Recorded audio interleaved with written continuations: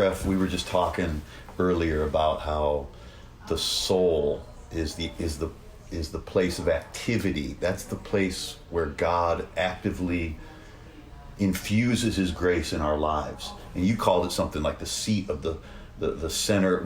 Tell us what you were talking about. Your soul is the seat of your life. Yeah. Because no matter what we learn about where grace is concerned, the soul is what's going to process it into our lives. Right. So, you were preaching last night about how God values our soul and our personality.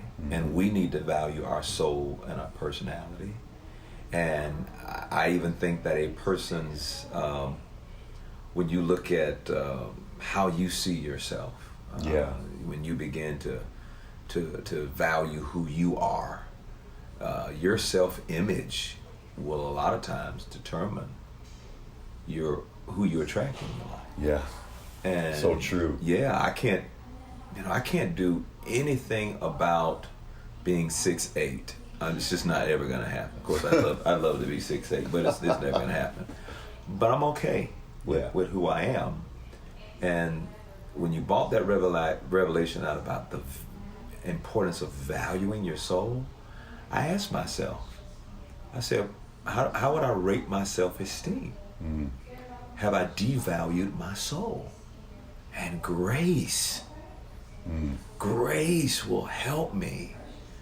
Or really, I think I'll say it like this: grace adds value to your soul. Yeah. And so my self-esteem, really, it was raised to another level. That's powerful. Because of the grace of God. Yes. It's almost like the grace of God. The grace of God is so beautiful, so magnificent, so like indescribable and immeasurable, like the love of God is, right? That it actually reveals the value of our soul. For God to extend as much grace to us as he's extended through Jesus and in every area of our lives, that reveals how much he must value us, doesn't it? He values us. He values our unique souls. He values our unique challenges. I see the soul as this gigantic bow that continues to stretch and extend.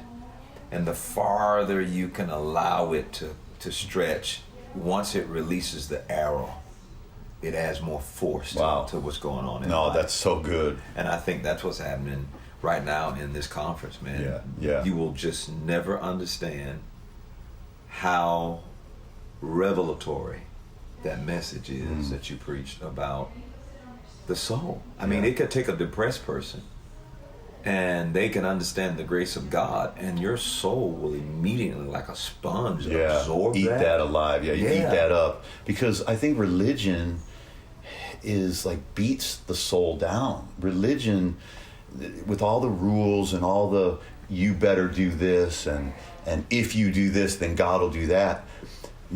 No wonder, you know what? You talked about earlier today that so many people are atheists in the world today. I'm an atheist. You know what? I don't believe in that God. Yeah. I don't believe in the God that religion has preached. I'm an atheist towards that God. Yeah. And we have got to wake up to the fact that unless we can introduce the grace of God practically into the human soul, that people will stay oppressed and they'll stay damaged and they'll stay defeated. And religion tells people you're unworthy, you don't have worth, you don't have value, you're a worm. That's why God had to die for you. No. He died for you because he valued you. Well, religion devalued our soul. That's exactly right. And it's taken the grace of God to really bring us where we need to be. That's right. And I'm just thrilled to know that I can feel good about me, even when somebody else doesn't feel good about me. Amen to that. I can feel good about me because of his grace. But religion has butchered, it's butchered your confidence. Yes, exactly. It's butchered your self-esteem. Yeah. It's made you feel so unworthy. It made you feel like you're not enough. It made you feel like you deserve to be cursed. I mean, think about that when somebody says, I deserve to be the way that I am. And so I'm just ready to be a extension of the grace of God.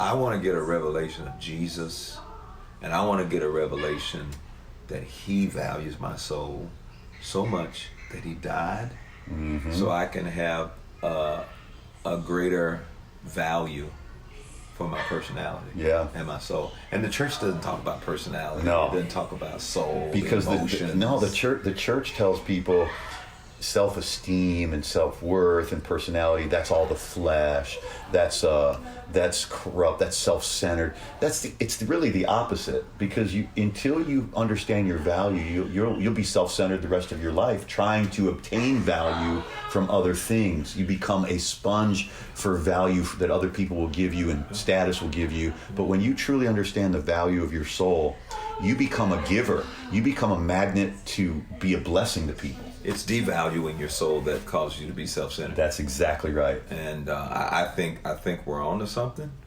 I think the revelation you delivered to this Grace Life Conference, man, it's been amazing. I think a lot of people are gonna just really be set free to say it's okay to be me. Yeah. But allow grace to make you better than what you've been trying to make yourself. Yeah, and that's the part that's good about it, is that I'm not limited to what I can be.